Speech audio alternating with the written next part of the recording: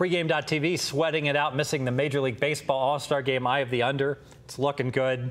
Yes, I bet on All-Star games if I feel I have an edge. Bryan Leonard, the consummate professional that he is, does not bet on All-Star games. Ever make an exception to the rule, Bryan? Oh, yeah, I have made bets in the past, but it's hard to handicap a game where guys are playing for fun. No doubt. Yeah. No doubt. They don't have the same intensity as they do a regular season game. But we're talking about the after All-Star game here. We're talking about if we can make some money in the second half of the season. Who am I going to bet on? Who am I going to bet against? Okay, well, general principles. Everything comes down to the lines, day in, day out lines. I may say Team A you want to bet on. All of a sudden, the lines for Team A are going to be higher, and there's not going to be value in them. As an example, maybe like the Giants would be a bet against team, but you'd say when Bumgarner pitches, then that's not going to. Yeah, for example, every team, as the season goes on, every team uses basically 10 starting pitchers. And if you ever handicap baseball, every starting pitcher is really the first place you look at. So you've got 30 teams in the league, 10 starting pitchers. We've got basically 300 teams we're looking at here, is how I break it down. It's like college basketball. It's like college basketball. So I look and I'll say, you mentioned Bumgarner. I said, well, Bumgarner's the only guy for the Giants that pitches well on the road. Not all the other guys struggle away from home. I said, okay, well, I don't want to go against Bumgarner on the road unless the line is really get some value. But we're going to take a look at some of the things I look for in the second half. And I think even though I think the first half, if you're a dog player, I think the first half is where you make your money as a dog player in baseball. Because everyone is trying hard in the first half to get the team to win, and the second half they might be trying hard to get their own stats up. And in baseball, as opposed to the NFL and the NBA, you see teams go from worst to first in Major League Baseball. I mean, we saw it, what was it, 15 years ago when the Braves and the Twins went from worst to first and played in the World Series. Mm-hmm. So you will find guys who have done something, picked up a new pitch in the offseason, that kind of thing. So there's value in playing the dogs. Pirates. Yeah. So what I'm looking for the second half is I'm looking for teams, two of the things I look for. Number one, I look for teams that start bringing up their minor leaguers, that have talented minor leaguers, that are starting to come up and they can get into the starting lineup and get out and get in and really help the teams. And another one is fading teams that have a lot of veteran players that had higher expectations. So we'll start off. There's a lot of good baseball books out there, Baseball America, and a lot of places talk about minor leaguers. And they've got the 5 most talented minor league organizations. Top of the list, St. Louis Cardinals. Mm-hmm. Not only are the Cardinals in first place right now and look like a very good team, defending champions, they've got the best minor league system in Major League Baseball. They're so good, they got Trevor Rosenthal and Carlos Martinez, 2 studs, pitching in relief. They got Matt Adams, who every time he gets in the game, he's hitting like .330, hits home runs. He can't find a spot on the team. And they got the most talented minor leaguer in Oscar Taveras for a minor league hitter. He's not even being called up right now because nobody in the outfield is really playing bad. So they've got plenty of reserves if somebody gets hurt to put them back into the lineup, put them up there, and they're not going to miss a beat. So I'm going to be looking to play St. Louis. And these are all depending on what kind of lines we're getting. But I think St. Louis right now is the best team in baseball, and I think they win the World Series. A couple other teams I'm going to take a look at.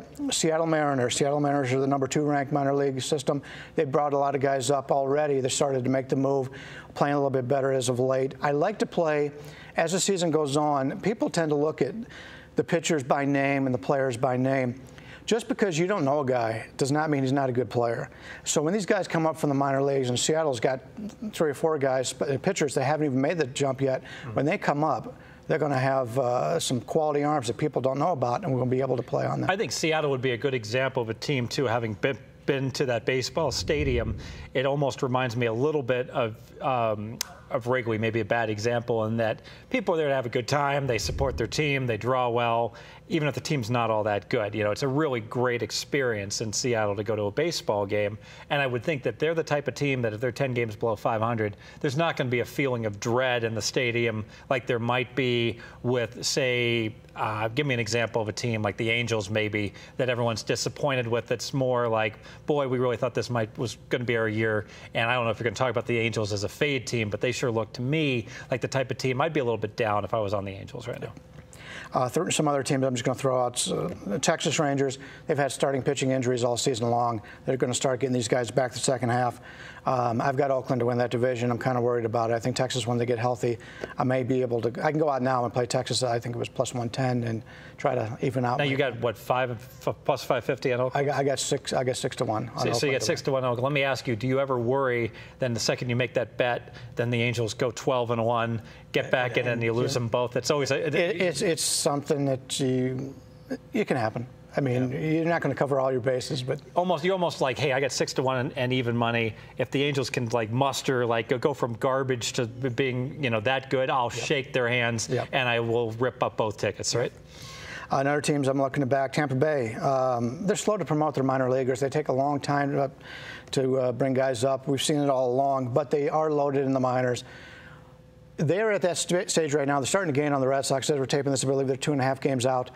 They can win this division. I don't think it's going to change in the next day or two either. Well, it's not. But what can happen is they have the ability with the minor leaguers they have to make that big trade if it comes up. They're not known to do that. I don't think they will, but they're pretty set in the minors where they can get guys up down there that can help them out. Miami, coming in the season, Houston and Miami are the two teams everybody wanted to play against. But take a look at some of these young players that Miami's got. They're playing very well. Christian Yelich is right on the border coming up. He's their stud outfielder. They've got some other guys, some pitchers down there in the minors. I don't know if they'll be up this year, but keep an eye on Miami.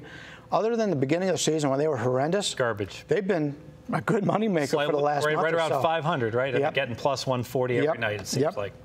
Houston's another team. I talked about Miami being a bad team, but take a look at Houston. They just brought up Kozar to pitch the other day. Terrific game from him. I really like, their interview. I'm just a very humble guy. I really like that. But he's a stud pitcher, and they've got some stud hitters. They've got an outfielder. They've got a first baseman that will be coming up this year, especially the September call-ups. So they're going to be at the end of the year. People are going to look, who's Jonathan Singleton? Who's Springer? Who are these guys? These are good players. Houston's going to make us some money the last couple of months of the season. Let me ask you about both Houston and Miami, because I would think, as far as camaraderie and team chemistry, that there's nothing better than to get pounded the whole first third of a year and then be coming back and feel like you got the momentum, as opposed to a gradual decline, a Cubs type of team that just every week goes 3-4 and there's no light at the end of the tunnel. Well, the good thing about that is when you're bringing up minor leaguers, these are guys that played together on different teams through their career, so they know each other a little bit better, especially if you get a middle infield combination, that kind of thing. And you mentioned the Cubs.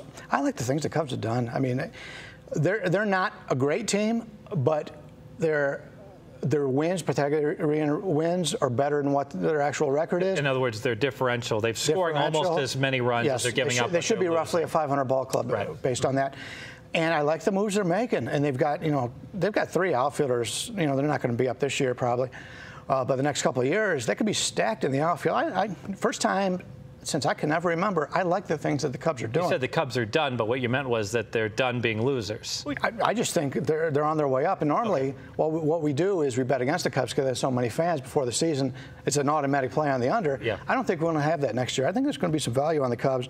And I'll go over just a few of the negatives, the teams I want to bet against. You touched on them. Fade? The Angels, not only do the Angels have a veteran team that was expecting to perform well, got a lot of money tied up on these major leaguers. They've got no minor leagues. They got the worst minor league system out there. Caleb Coward, the third baseman, is their best minor leaguer. He's not good enough to make the jump this year, so they got nobody to help them out down there. I just can't see from a player perspective that the Angels are a team that's going to turn it on late when they haven't all season long.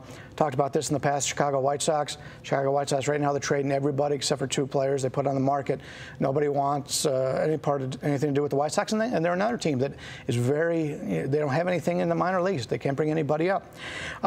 Detroit's not a team with a lot of weaknesses, but they'll bring up Nick Castellanos to play left field earlier this year, or later on in the year. He's a stud. He's a good hitter. He doesn't hit for a lot of power, but he gives them a lot of a good batting average, and he's a really good player.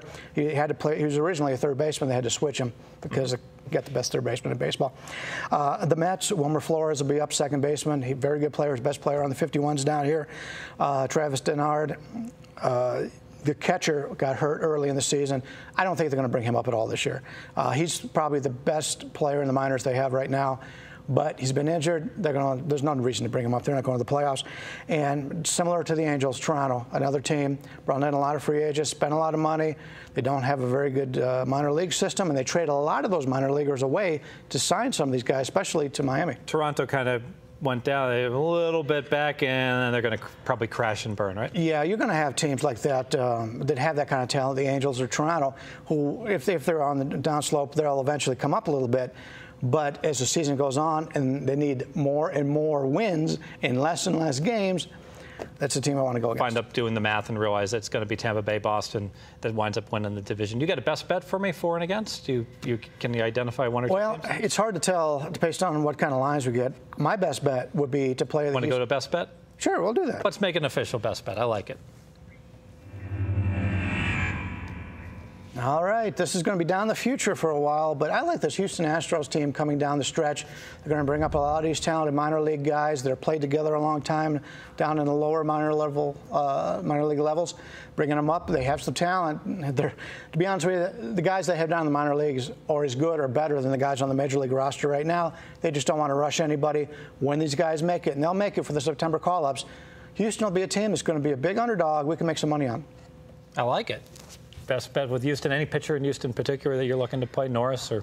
Not necessarily. Norris won't even be there. They'll trade Norris away. He's the one commodity right now that doesn't have a high salary that they can. They have an under the radar pitcher that you're liking. Well, like I said, Cozart for Houston.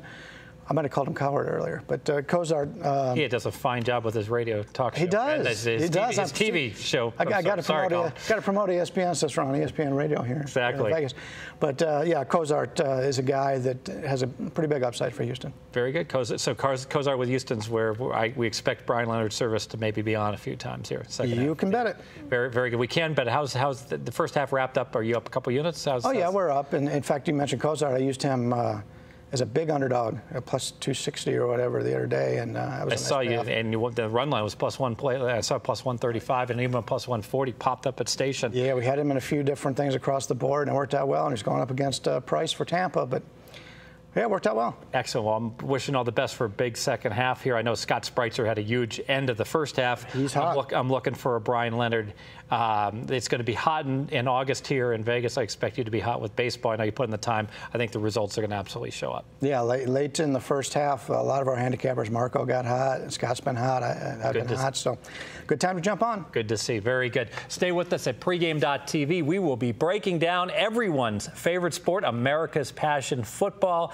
We'll be talking about NFL Week 1, and we will also be talking about who's going to win the national championship. I am confident I have the winner. Stay tuned for those videos. Brian's like, what?